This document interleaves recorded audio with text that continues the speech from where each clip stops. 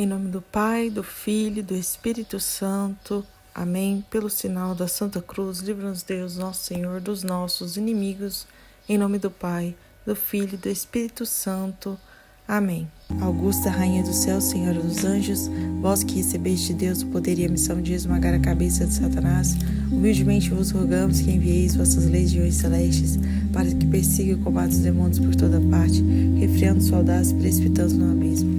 Quem como Deus ninguém, ó bondosa e carinhosa Mãe, vós sereis sempre o nosso amor e a nossa esperança. Ó Divina Mãe, enviai os santos anjos em nossa defesa, afastando para longe de nós o cruel inimigo. Amém. Oração ao Arcanjo São Rafael. Ficai conosco, ó Arcanjo Rafael, chamado Medicina de Deus. Afastai para longe de nós as doenças do corpo, da alma e do espírito, e trazei-nos saúde e toda a plenitude de vida prometida por nosso Senhor Jesus Cristo.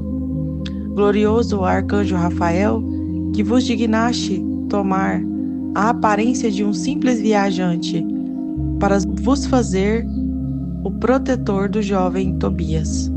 Ensinai-nos a viver sobrenaturalmente, elevando sem cessar nossas almas acima das coisas terrestres. Vinde em nosso socorro no momento das tentações e ajudai-nos a afastar de nossas almas e de nossos trabalhos toda a influência do inferno. Ensinai-nos a viver nesse espírito de fé que sabe reconhecer a misericórdia divina em todas as provações e a utilizar para a salvação de nossas almas. Obtende para nós a graça de uma inteira conformidade com a vontade divina. Seja que ela nos conceda a cura dos nossos males, ou que recuse o que lhe pedimos. São Rafael, guia, protetor e companheiro de Tobias, dirige-nos no caminho da salvação, preservai-nos de todo perigo e conduze-nos ao céu. Assim seja. 8º dia da novena e vamos fazer a leitura aqui do capítulo 10, a volta para casa. O casamento de Tobias tinha retardado a sua volta. Seu pai, muito inquieto, dizia: "Por que será que meu filho tarda tanto? Por que se demora lá? Teria Gabael, porventura, falecido, de sorte que não haveria ninguém para restituir o dinheiro?" Ele entristeceu-se extremamente com isso, assim como Ana, sua mulher, e ambos se puseram a chorar, porque seu filho não voltava no tempo previsto. Então, apesar da fé, ele estava triste, ele estava preocupado, que é normal. E ele chora, né? Ele não se revolta, ele chora. Bem-aventurados que choram, né? Ana, principalmente, derramava lágrimas inesgotáveis e dizia: "Ai, ai, meu filho, por que te mandamos lá? Tu que eras a luz de nossos olhos, o bordão de nossa velhice, a consolação de nossa vida e a esperança de nossa raça. Nós que em ti só tínhamos tudo, não te devíamos ter deixado ir para longe de nós." Tobit dizia-lhe: "Cala-te, não te aflijas, nosso filho está passando bem. Aquele homem com quem nós o mandamos é um homem de confiança." Mas ela continuava inconsolável. Todos os dias saía para fora, olhava para todos os lados e corria por todos os caminhos por onde poderia voltar o filho, a fim de vê-lo ao longe, se fosse possível. A gente vê nela o emocional dela é diferente do emocional dele, porque ela é mulher. No livro de Jó acontece a mesma coisa. Jó, ele aguenta tudo e a mulher, ela fica muito aflita, né? Eu vejo como se eles fossem um só, né? Eu acho que a carga emocional e a aflição vai mais pro lado da mulher, por isso que ela fica assim. Que não quer dizer também que ela não confia em Deus. Só quer dizer que ela sente as coisas de uma maneira diferente e que ela expõe isso para fora de uma maneira diferente. Entretanto, Raguel dizia ao seu genro: Fica aqui, mandarei notícias a Tobite teu pai a respeito de sua saúde. Mas Tobias disse-lhe: Sei que meu pai e minha mãe contam os dias e que se acham em grande tormento. Raguel insistiu ainda, apresentando muitas razões, mas Tobias não quis ouvi-lo. Então entregou-lhe Sara com a metade de seus bens, escravos e escravas, bois e ovelhas, asnos e camelos, roupas, dinheiro e utensílios, e deixou-os partir com saúde e alegria. Então veja bem, por que ele estava fazendo isso? Porque a filha dele ia embora, né? Ele ficou ali sem metade de tudo que ele tinha. Ele ficou só, né? Então, o pai das mulheres, né? Os pais de meninas, ainda mais ela que era uma filha única, era pesado, né? E agora todo o tormento que o Tobit e a Ana estavam passando, talvez diferente, né? Porque Tobit não sabe o que aconteceu com o filho dele. Mas ele agora vai passar com a falta da filha dele, né? Então ele não queria que eles fossem embora. Só que agora ele sabe que ela foi, ela tá com um bom homem, né? Está com uma família boa. Isso é a parte que acalenta o coração dele, mas não muda o fato de que ele vai sentir muita falta da filha. Ao despedir-se de Tobias, Raguel disse: Que o santo anjo do Senhor vos acompanhe pelo caminho e vos conduza sãos e salvos. Faço votos de que encontreis tudo em ordem em casa e vossos pais, na casa de vossos pais, e que eu possa ver os vossos filhos antes de morrer. Os pais beijaram a sua filha e e deixaram-na partir, recomendando-lhe que honrasse seus sogros, amasse seu marido, educasse bem a sua família e governasse a sua casa, conservando-se ela mesma irrepreensível. No texto grego, acrescenta mais essa parte aqui. Edna dissera a Tobias: Irmão bem-amado, meu filho, que o Senhor proteja o teu regresso, possa eu ver antes de minha morte os filhos que tiveres de Sara, confio-a aos teus cuidados. Não lhes cause jamais aborrecimentos. Vai em paz, meu filho. Doravante, eu serei tua mãe e Sara tua irmã. Que o Senhor vos acompanhe e vos conceda viverdes em paz e em segurança toda a vossa vida. Cura de Tobite. De regresso, chegaram no 11º dia de viagem, a Cazerim, que está a meio caminho na direção de Nínive. Cazerim tem localidade desconhecida. O anjo disse então: Tobias, meu irmão, tu sabes em que estado deixastes o teu pai. Se for do teu agrado, poderíamos tomar a dianteira, deixando a tua mulher, os servos e os rebanhos seguirem devagar pelo caminho. Tendo Tobias concordado com esse parecer, Rafael disse-lhe: Leva contigo o fel do peixe, porque vais precisar dele. Tomou, pois, Tobias o fel e partiram. Ana, por sua vez, ia todos os dias assentar-se perto do caminho, no cimo de uma colina, de onde podia ver ao longe. Ela aproveitava ali a volta de seu filho, quando viu de longe que voltava e o reconheceu. Correu ao seu marido e disse-lhe: Eis que aí vem o teu filho. Ora, Rafael tinha dito a Tobias: Logo que entrardes em tua casa, adorarás o Senhor teu Deus, e lhe darás graças. Irás em seguida beijar teu pai. Primeiro você vai falar com Deus, ó. E lhe porás imediatamente nos olhos o fel do peixe que tens contigo. Sabe que seus olhos se abrirão instantaneamente e que teu pai verá a luz do céu e vendo-te ficará cheio de alegria. Então, por que o fel do peixe? Por quê? Porque o fel é amargo, né? É essa que é a simbologia, é a amargura do fel, que quer dizer a amargura das penitências, das provas, do sofrimento. E ele estava com sofrimento físico, né?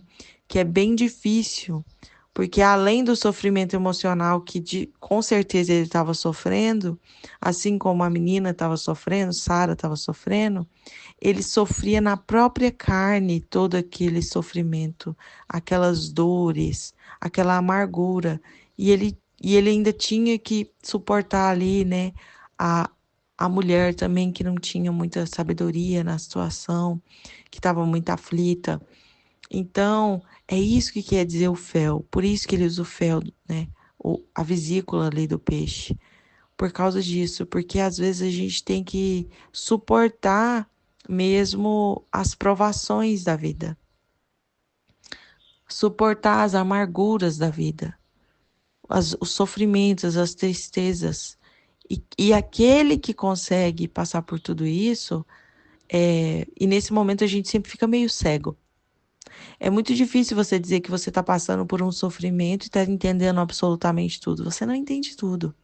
Você quer desistir, você quer abrir mão, você quer sentir um pouco de conforto. É o normal, né, do ser humano querer se livrar daquilo. Apesar de entender que tem um propósito por trás, a gente fica meio cego mesmo. Mas aí, na hora que o anjo chega com todas as coisas, né, que aconteceram, porque a primeira coisa que ele tem que fazer, ele vai glorificar a Deus, e aí de segundo ele já vai falar com o pai, já vai pingar o fel nos olhos do pai, porque o pai vai ali ficar sabendo de tudo o que aconteceu e vai poder ligar todos os pontos. Ele vai sair dessa cegueira, porque ele vai chegar para ele a compreensão do porquê que ele passou tudo aquilo, porque que ele estava o tempo todo naquele escuro sem entender nada. Agora ele vai entender tudo, vai ficar tudo muito claro. Ele vai ver tudo, ele vai enxergar tudo. O cão que os tinha acompanhado durante a viagem correu então adiante como um mensageiro, foi na frente, e mostrava o seu contentamento fazendo festas e abanando a cauda. O pai, cego, levantou-se e pôs-se a correr, tropeçando. Dando então a mão a um criado, foi ao encontro de seu filho. Abraçou e beijou, fazendo o mesmo sua mulher, e ambos começaram a chorar de alegria. Só se assentaram depois de terem adorado e agradecido o Senhor. Tobias tomou então o fel do peixe e pôs nos olhos de seu pai. Depois de ter esperado cerca de meia hora, começou a sair-lhe dos olhos uma belida branca, como a membrana de um ovo. Tobias tomou-a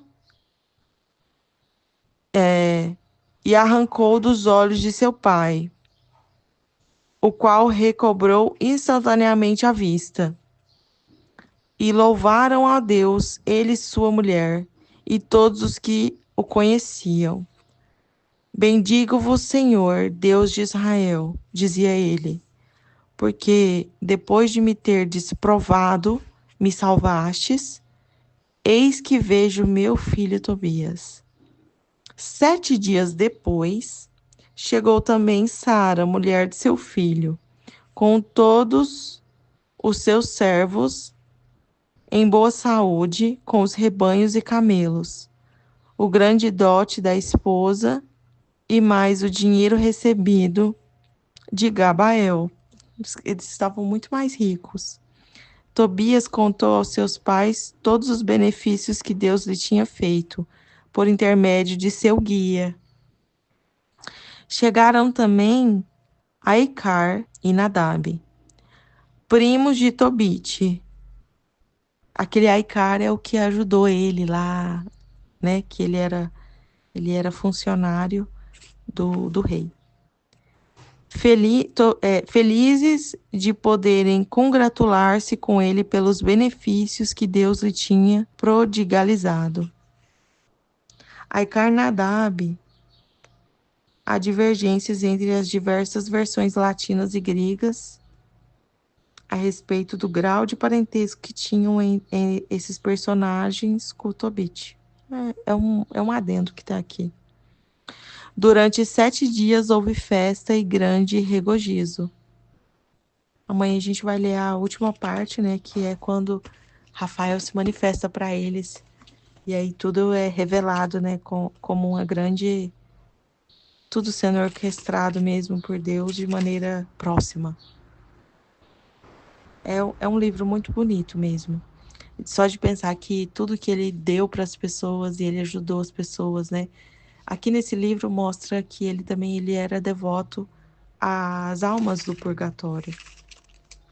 Tobit fazia esse tipo de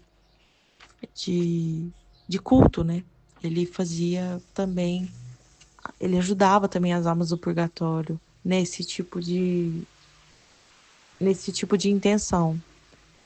Então, pensa só, ele ajudou todo mundo a vida inteira e agora a família dele toda tá bem mais rica. Ele não esperava por isso, jamais esperava por uma coisa dessa. E Deus fez. Ele só estava esperando o filho dele com um dinheiro que ele tinha emprestado a juros. E na verdade Deus devolve o filho dele casado com uma mulher de bem, uma mulher sábia, uma mulher que já tinha passado por muitas coisas, e com grande dote, com escravos, né, servos e tudo mais. Então a gente deve sempre crer, né, que Deus é misericordioso e que nada que a gente faz, se ele quer ele, né, se o Tobit quer o Tobit, emprestou um dinheiro a juros a Gabael, quanto mais a Deus, não é verdade? Se Gabael pagou ele direitinho, imagina Deus. Então, essa analogia também aqui é sobre isso, né? Que tudo que a gente faz para Deus é a juros. Não é de graça. Não é de graça. Tudo que a gente faz a Deus, para Deus, num bom tempo, ele vai restituir, né? Corrigido. À medida que... corrigido no quanto for necessário, né? Naquilo que for o justo para quem fez, né? E para Deus, o amor é o maior ativo que tem. Então, aquilo que você faz com amor, com toda certeza, vai ser restituído, corrigido, com juros. Ladainha do Arcanjo Rafael. Senhor, tende piedade de nós. Cristo, tende piedade de nós. Senhor, tende piedade de nós. Jesus, ouvi-nos. Jesus, atendei-nos. Deus Pai Celestial, Criador dos Espíritos Celestes, tende piedade de nós. Deus Filho, Redentor do mundo, a quem os anjos desejam sempre contemplar, tende piedade de nós.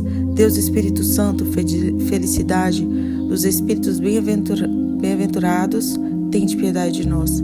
Santíssima Trindade, que sois um só Deus, glória dos santos anjos, tende piedade de nós. São Rafael, anjo da saúde, rogai por nós. São Rafael, um dos 7 espíritos que estão sempre diante do trono de Deus, rogai por nós. São Rafael, fiel condutor de Tobias, rogai por nós. São Rafael, que afastais para longe de nós os espíritos malignos, rogai por nós. São Rafael, que levais nossas preces ao trono de Deus, rogai por nós. São Rafael, auxílio nas tribulações, rogai por nós. São Rafael, consolo nas necessidades, rogai por nós. São Rafael, que tornais felizes os vossos devotos, rogai por nós.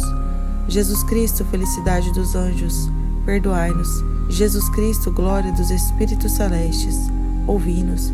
Jesus Cristo, esplendor dos exércitos celestes, tende piedade de nós, oremos.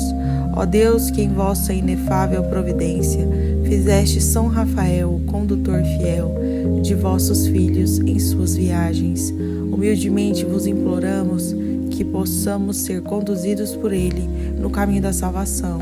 Experimentemos seu exílio nas doenças do corpo e da alma. Por Jesus Cristo, nosso Senhor. Amém.